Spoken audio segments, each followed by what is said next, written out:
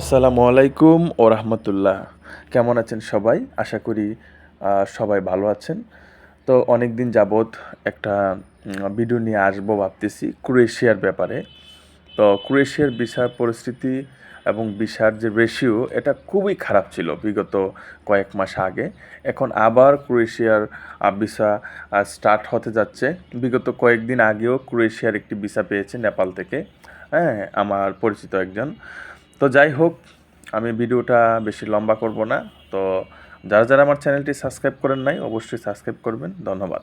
তো আমি বলব কি, আপনারা যারা ক্রোয়েশিয়াতে ফাইল জমা দিয়ে অপেক্ষায় আছেন, অবশ্যই আগামীতে একটি সুখবর।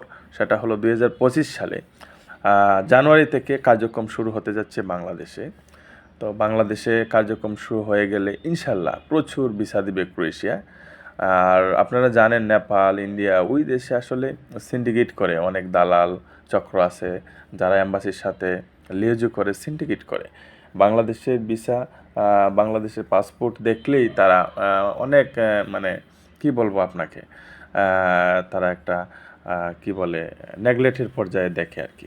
যাই হোক, আমি বলবো যে আপনারা অপেক্ষায় থাকুন এবং ধৈর্য সহকারে বসে থাকুন। তবে কোম্পানিটা ফেক নাকি অরিজিনাল সেটা আপনারা অবশ্যই যাচাই করবেন। কারণ দেখা যায় কি, ক্রোয়েশিয়া যাওয়ার পর বেশিরভাগ কোম্পানি আপনাদেরকে রিসিভ করে না। সুতরাং আপনারা যার মাধ্যমে ফাইল জমা দিয়েছেন অবশ্যই বলবেন যে কোম্পানিটা অরিজিনাল কিনা। আর যদি কোম্পানি না বুঝেন অবশ্যই আমাকে হোয়াটসঅ্যাপে নক করবেন, আমি আপনাদেরকে হেল্প করব, সমস্যা নাই। তো একটা জিনিস আমি আবারও প্রত্যেক ভিডিওতে বলি, আপনারা একটি দক্ষতা বা একটা স্কিল অর্জন করে যাবেন ভাই, যেন ওইখানে যাওয়ার পর যদি কোম্পানি রিসিভ না করে যেন একটা কাজ করে খেতে পারেন। হ্যাঁ, তবে ধন্যবাদ। কোনো প্রশ্ন থাকলে অবশ্যই করবেন। আসসালামু আলাইকুম ওয়া রাহমাতুল্লাহ।